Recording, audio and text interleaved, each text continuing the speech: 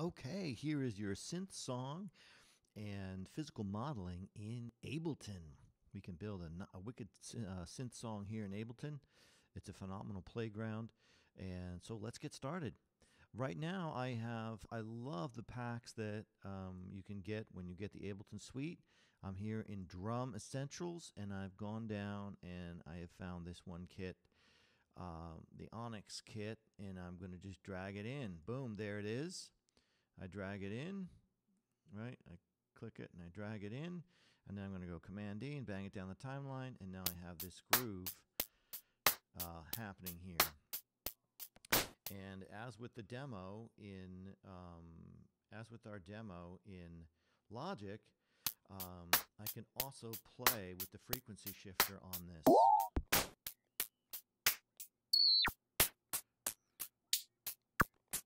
Right, it's got a ring. It's a ring modulator, a ring shifter. It's got a ring setting and a shift setting, and they each have interesting effects. And each can be automated. I can come in here to this automation window. If I click this little line on up here, this will turn on the automation for this, and then I can go ahead in here and start varying the ring modulation on this track and see how that sounds.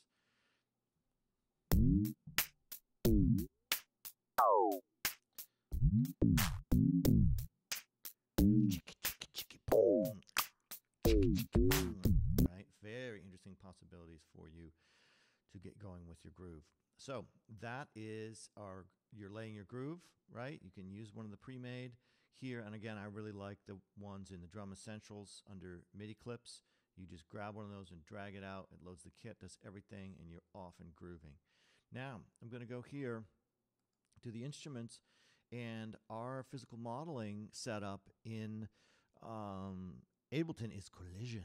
So I'm going to drag Collision in, and now notice that it loads down here at the bottom.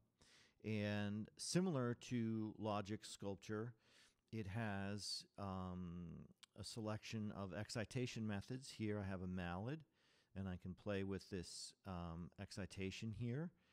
And it also has different resonators that can be made out of different things. This is the beam. I can change it to the marimba, to a string. And then here, similar to the material pad in Logic, but different, is a pad that I can move around and experiment with the sounds of these different materials. So lots of possibilities here. Over here, I can experiment with the stiffness of the mallet. I have an ADSR envelope that I can activate here. I can activate some noise and experiment with how the ADSR envelope works, and as well as I can change the vibrating surface to different things. So you want to open up Collision and play around with the physical modeling in Collision. Can't go wrong. It's made by AAS. A number of years ago, they had a product. One of the first products I played with for physical modeling was their Tasman, which was really cool. It had all these different modular elements, and I think they've morphed that into another synth now. But a lot of those features appear here in Ableton's Collision synth. So you're going to get your groove going, and then you're going to lay your physical modeling on top.